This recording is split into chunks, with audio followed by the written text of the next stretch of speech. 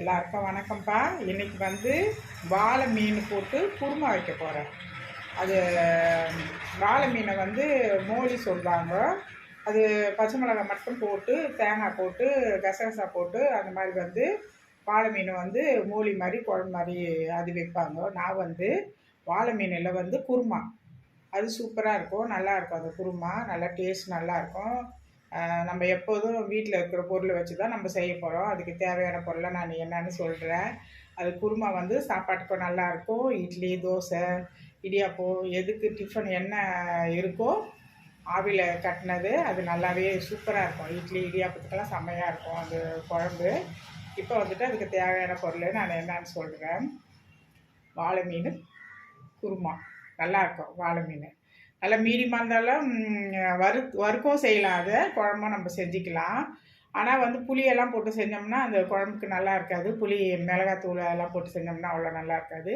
குருமா ஸ்டைலில் செஞ்சால் தான் அந்த வாழை மீன் நல்லாயிருக்கும். அதுக்கு என்னென்ன பொருள் நான் காமிக்கிறேன். வாழை மீன் குருமாவுக்கு தேவையான பொருள்லாம் நான் உனக்கு என்னன்னு சொல்கிறேன். இப்போ வந்து வாழை மீன் வந்து இங்கே பாருங்கள், அது மேலே இருக்கிற அந்த சுண்ணாம்பெல்லாம் எடுத்துடணும். நல்லா சுண்ணாம்பெல்லாம் எடுத்து நல்லா கட் பண்ணி இதை வந்து கழுவி எல்லாம் ரெடி பண்ணி வச்சுருக்கேன். நீங்கள் வறுக்கவும் செய்யலாம், குழம்பும் பண்ணிக்கலாம். வாழை மீன் வச்சுருக்கேன். இது 1/2 கிலோ வாழை மீன் இருக்குது. தேவையானது மட்டும் போட்டுட்டு மீதி வந்து வறுக்கிறதுக்கு நான் வச்சுக்கலான்னு இருக்கேன். குழம்பு மட்டும் கொஞ்சம் போட்டுட்டு மீதி வறுத்துக்கலான்ட்டு. அதுக்கப்புறம் வந்து நம்ம என்ன நான் அந்த குருமாவுக்கு அரைக்க போகிறேன்னா, இதில் வந்து 3 தக்காளி இருக்குது, பெரிய தக்காளி. இதில் 2 வெங்காயம் கட் பண்ணி அதில் வச்சுருக்கேன். தக்காளி வெங்காயம் கட் பண்ணி வச்சுருக்கேன். தக்காளி வெங்காயம் கூட 4 வந்து பாதாம் இருக்குது, ஒரு 10 முந்திரி இருக்குது. அவ்வளோதான். இதை வந்து நம்ம மிக்சியில் போட்டு நம்ம அரைச்சிக்கலாம். ஜாரில் போட்டு மிக்சி ஜாரில் போட்டு நம்ம அரைச்சிக்கலாம். வெங்காயம் தக்காளி ரெண்டுமே போட்டுட்டு அதுக்கப்புறம் வந்து தேங்காய் ரொம்பவே வேணாம், தேங்காய் லிமிட்டாக வச்சுக்கினா போதும். இப்போ வந்து பாதாமும் முந்திரியும் நம்ம போட்டுக்கலாம். இப்போ தேவையானது இப்போ தேங்காய் போட்டுக்கலாம். இப்போ தேங்காய் வந்து கட் பண்ணி வச்சுருக்கேன். இப்போ வந்து தேங்காயை இதில் போட்டுக்கலாம். கசகசா இருந்தால் கூட போட்டுக்கலாம், ஒன்றும் பிரச்சனை இல்லை, நல்லா தான் இருக்கும். இந்த குருமா சூப்பராக நல்லா டேஸ்ட் நல்லாயிருக்கும். அவ்வளோதான், போதும். இப்போ தேங்காய் போட்டாச்சு. இப்போ வந்து இதை நம்ம மூடி போட்டு நம்ம அரைச்சி நம்ம எடுத்துக்கலாம். இதை இப்போ வந்து ஒரு பாத்திரத்தை வச்சு வதக்கிறதுக்கு ஒரே ஒரு வெங்காயம் கருவேப்பிலை வச்சுருக்கேன், ஒரே ஒரு தக்காளி வச்சுருக்கேன், இஞ்சி பூண்டு பேஸ்ட் வச்சுருக்கேன். நம்ம ஒரு பாத்திரத்தை வச்சுட்டு எண்ணெய் ஊற்றி ஒரு சோம்பு மட்டும் போட்டுட்டு அதுக்கப்புறம் வெங்காயம் தக்காளி எல்லாம் நல்லா வதக்கிட்டு இஞ்சி பூண்டை போட்டுட்டு இப்போ நம்ம அரைச்சி வச்சு விழுத அதில் கொட்டி நல்லா வதக்கிட்டு அதுக்கப்புறம் மஞ்சள்தூள் குழம்பு மிளகாய்த்தூள் போட்டு நல்லா கொதி போட்டுட்டு அதுக்கப்புறம் நம்ம மீனை போட்டுக்கலாம். தேவையானது உப்பு போட்டுக்கலாம். இப்போ வந்து நான் அரிசி எடுத்துகிட்டு இப்போ ஒரு பாத்திரம் வச்சுக்கிறேன். இப்போ ஒரு பாத்திரம் வச்சுட்டு கொஞ்சம் சோம்பு போட்டேன்ப்பா. சோம்பு போட்டுட்டு தக்காளி போட்டேன், வெங்காயம் போட்டேன், அதுக்கப்புறம் வந்து இஞ்சி பூண்டு பேஸ்ட்டு போட்டேன். அவ்வளோதான். முதல்ல வந்து கொஞ்சம் சோம்பு, அதுக்கப்புறம் வெங்காயம் கருவேப்பிலை, அதுக்கப்புறம் வந்துட்டு தக்காளி போட்டேன். தக்காளி போட்டுட்டு அதுக்கப்புறம் வந்து கொஞ்சம் உப்பு போட்டேன், ஏன்னா தக்காளி வந்து நல்லா மேஷ் ஆகுதுன்னு சொல்லிட்டு. அதுக்கப்புறம் வந்துட்டு இப்போ வந்து நம்ம அரைச்சி விழுது வச்சுருக்கோம், அது இருக்குது. இப்போ வந்துட்டு என்ன பண்ணலான்னா நம்ம மஞ்சள்தூளும் மிளகாய்த்தூளும் போட்டுக்கலாம். மஞ்சள்தூள் ஒரு 1/2 ஸ்பூன் இருந்தது, அது போட்டுட்டேன். இப்போ வந்து மிளகாய்த்தூள் போட்டுக்கலாம். தேவையானது குழம்பு மிளகாய்த்தூள் அதுதான் போடுறேன். குழம்பு மிளகாய்த்தூள்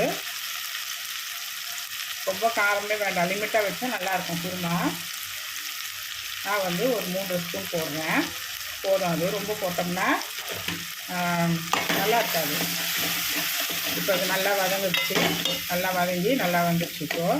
இப்போ நம்ம வந்து அரைச்சி வச்சுப்போம் இல்லை விழுது, இது போட்டு நல்லா ஒரு பச்சை வாழை போகிற வரைக்கும் நல்லா வதக்கிட்டோம். இது ஒரு 10 நிமிஷமாக ஆகணும் அது வதங்கிறதுக்கு. இந்த பச்சை வாழை போட்டு சிம்மில் வச்சுட்டு, நான் சிம்மில் தான் வச்சுருக்கேன், சிம்மில் வச்சுட்டு இந்த பச்சை வாழை போகிற வரைக்கும் வதக்கணும். வதங்கிட்டோம்னா அதுக்கப்புறம் நம்ம தண்ணி ஊற்றிக்கலாம். உப்பு போட்டாச்சுப்பேன். தண்ணி ஊற்றி நல்லா கொதிக்க வச்சுட்டு அதுக்கப்புறம் மீன் போட்டுக்கலாம். அது நல்லா வதங்கணும். இப்போ நல்லா வதங்கிடுச்சுப்பேன். இப்போ நான் வந்து இந்த தண்ணியிலேயே கொத்தமல்லி போட்டு வச்சுருக்கேன். ஏற்கனவே நம்ம கருவேப்பிலை போட்டோம் வெங்காயம் கூட போடுறப்போ. இப்போ வந்து தண்ணி ஊற்றிக்கலாம் தேவையானது. இப்போ நம்ம தண்ணி ஊற்றிக்கணும்.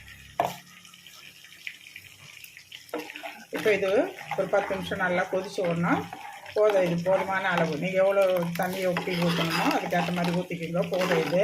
இப்போ நல்லா இப்போது கொதிச்சு விடணும். நம்ம மீன் போட்டுக்கலாம். இப்போது நல்லா கொதிக்கிட்டோம், ஒரு 10 நிமிஷம் ஆகட்டும். கொதிக்கிட்டோம், மீன் போட்டுக்கலாம். குழம்பு நல்லா சலன்னு கொதிக்குது பாருங்கள். எப்படி கொதிக்குதுங்களா? அவ்வளோதான், போதும். ஒரு 10 நிமிஷம் நல்லா கொதிச்சிச்சு. இது தேவையானது. இப்போது அவ்வளோதான். இப்போ நான் இட்லியும் ஊற்றிட்டேன். இப்போது அது இட்லிக்கும் சூப்பராக இருக்கும், சாப்பாட்டுக்கும் சூப்பராக இருக்கும். நீங்கள் எது பண்ணாலும் வச்சு சாப்பிட்டுக்கலாம். நான் இட்லியும் ஊற்றிருக்கேன், தக்காளிக்கு ஊற்றிருக்கேன். இப்போ வந்து பாதி மீன் இருந்தது. பாதி மீனை வந்து இந்த தலை, இந்த பக்கம் வால் சைடு அதெல்லாம் போட்டு நம்ம குருமா மாதிரி வச்சுக்கலாம்.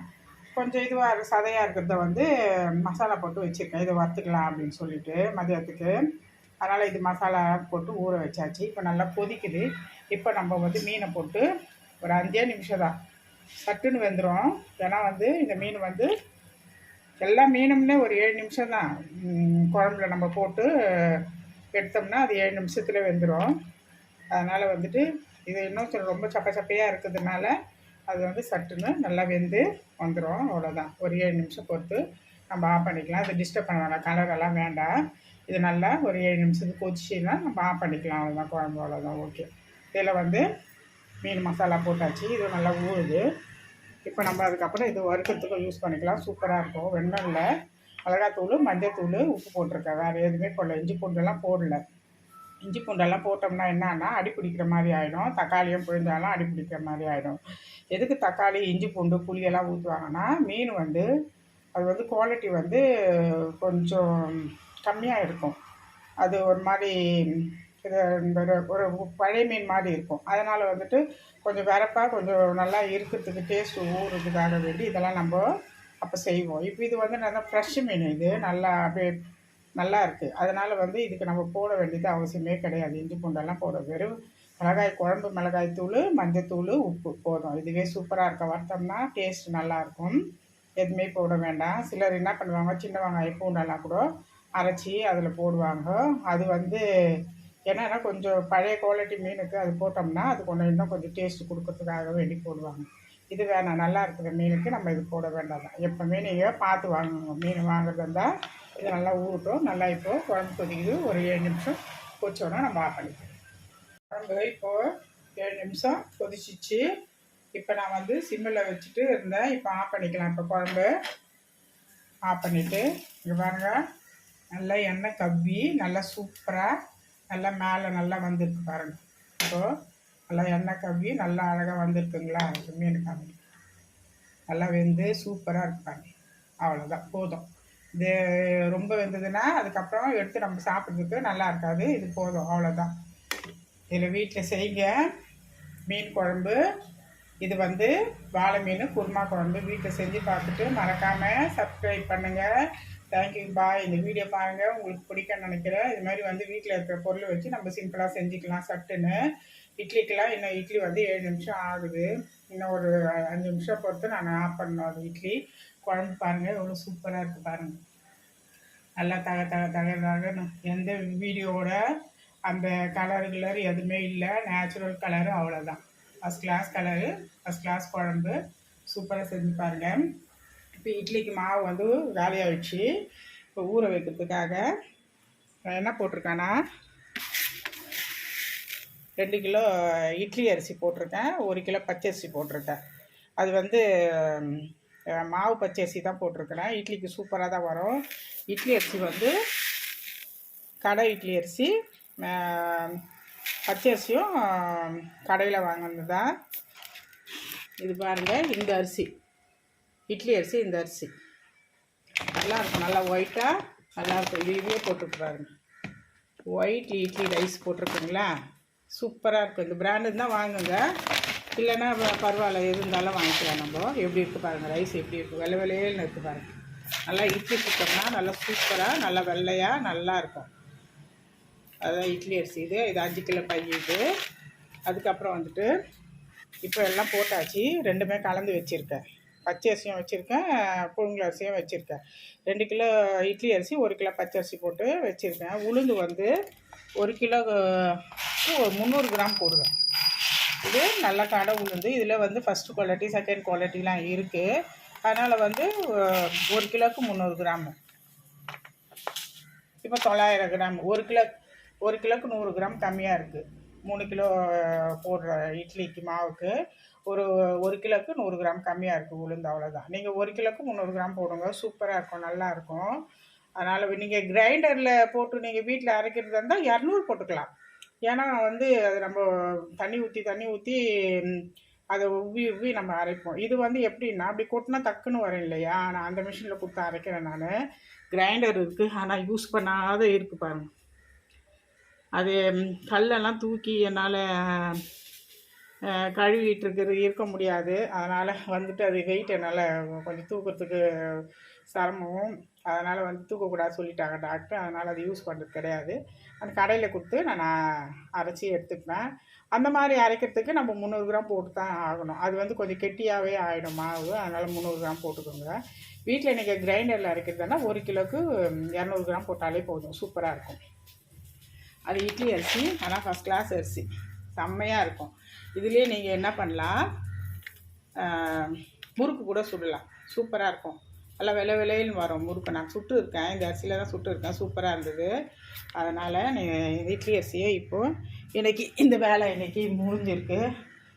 இதை ரெடி பண்ணி வச்சுட்டேன். இப்போது ஒரு வேலையாக ஒன்று ஒன்றா பண்ணிகிட்ருக்கேன். பாய்.